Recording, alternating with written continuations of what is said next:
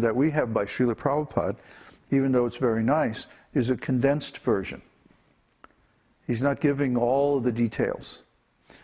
Because in the beginning, this book was one of the earliest books that Srila Prabhupada translated.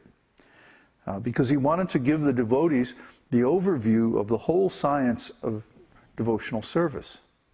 So he translated and had this book printed very, very early. I think it was...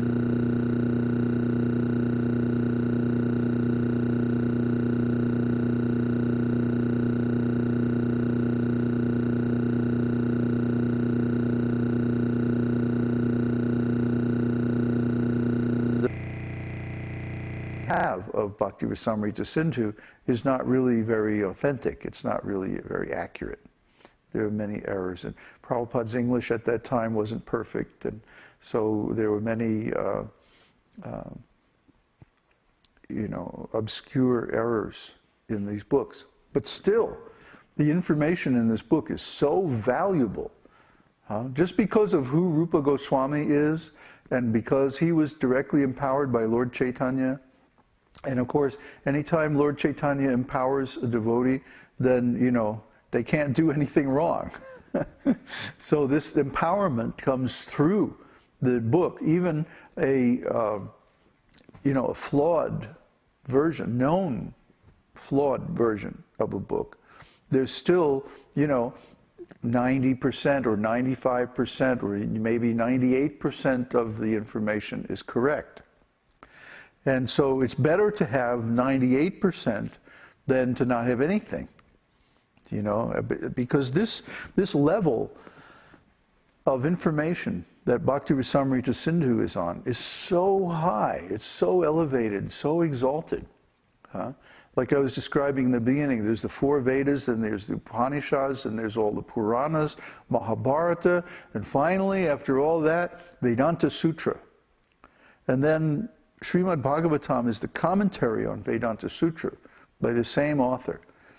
And then finally, Bhakti Rasamrita Sindhu, Nectar of Devotion, is the ontological analysis of that commentary. See how many higher and higher and higher levels of abstraction are there.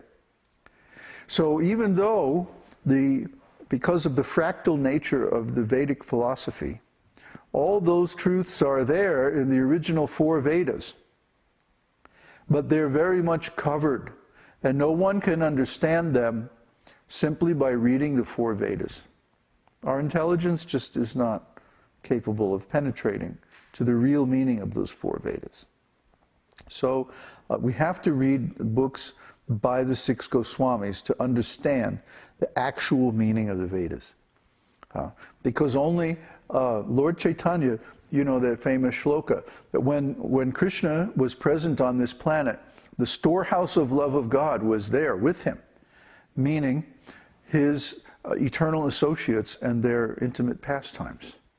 But when Krishna, but that storehouse was sealed, it was locked. Only those devotees who had literally been born into those pastimes could participate in them. But when Lord Chaitanya appeared, he broke open the storehouse of love of God and distributed the contents to everyone.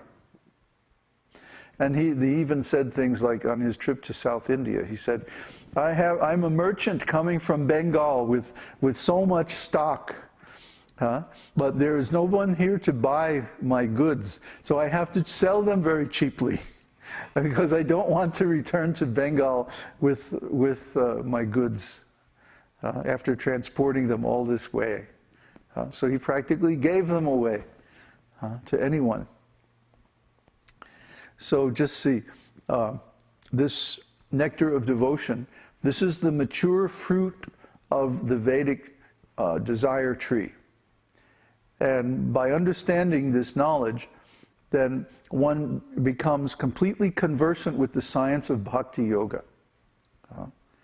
So I think it's very, very instructive, for example, that our God brothers and like the Gaudiya Math gurus and people like that, they never preach from Nectar of Devotion. They never talk about Nectar of Devotion. They try to ignore it. They try to make believe it doesn't exist. Because they cannot appreciate this level of transcendental knowledge, and they certainly don't want their disciples getting into it because it would unmask them as not being self-realized. You see, anyone who can't discuss these subject matters, with ease and authority, is certainly not completely self-realized in terms of Lord Chaitanya's instructions. So if a devotee is acting as a spiritual master, but they cannot explain the topics of rasa tattva, if they can't explain the mechanism of devotional service or the different stages of development in Krishna consciousness, then how can they guide their students to the highest enlightenment? It's not possible. They have to realize these truths for themselves so they can speak easily and answer questions with great facility and great authority on the subject to be accepted as complete, completely equipped with all transcendental knowledge. There's a nice shloka in Śrīmad-Bhāgavatam about Shukadev Goswami, that Shukadev sat on the Vyasasan, even though he was a young boy. He was only 16 years old, wandering naked in the forest, completely renounced, without any material possessions. He was sitting on the Vyasasan, completely alert and full of all transcendental knowledge, ready to answer any question instantly. So when Maharaj Parikshit asked him many different questions, some of those questions are very, very deep, It's not like Shukadev Goswami went, just a minute, I have to look that up, No, Shukadev Goswami immediately replied with the most beautiful and correct answers, authoritative answers. This is knowledge, this is directly realized knowledge. This is beyond the scriptures. The scriptures, as wonderful as they are still, they're likened to a finger pointing at the moon. If somebody says, "Where is the moon?" If you can't see the moon, you have a problem already, right? Anyway, if someone can't make out the moon by themselves, then somebody can say, "Oh, there it is. See, there's the moon. It's right there." So then if you get all hung up on the finger, like, "Oh, yeah, no, the finger is not the moon. The finger is pointing at the moon." So similarly, Śrīmad-Bhāgavatam and other Vedic scriptures are pointing out Krishna. If you awaken your transcendental consciousness, you can see Krishna directly. You can meet Krishna in your own heart. You don't have to go anyplace. You can just sit down under a tree, chant Hare Krishna 24 hours a day until Krishna is willing to reveal himself. Anybody can do this. Nobody's stopping you. It's only because we believe it's not possible, therefore it's not possible for us. But if you believe that it's possible, if you believe that Krishna is real, if you believe that Krishna's name is equal to himself in transcendental qualities, if you believe that the Vedic scriptures are telling the truth, if you believe that we're telling the truth about our experience, then why not just sit down and do it? What's stopping you? What's stopping anyone from becoming self-realized? Only our own doubts and hesitations, our own lack of confidence in this transcendental knowledge. So it's up to us then to resolve our doubts. No one else is going to benefit from our resolving our doubts except ourselves. I don't benefit from you resolving your doubts. You do.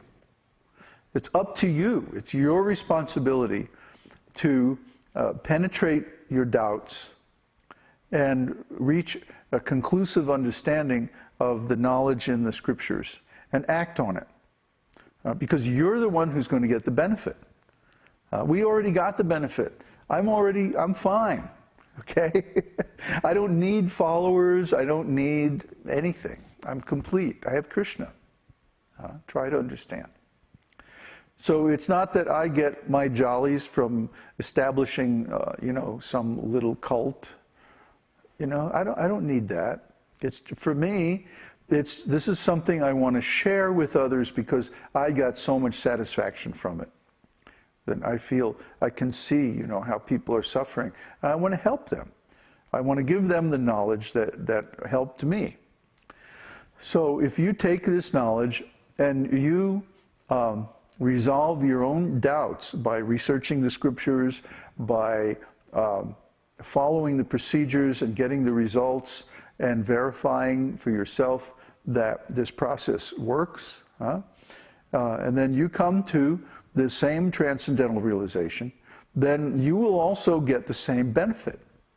See, I don't get the benefit from you becoming self-realized, you do.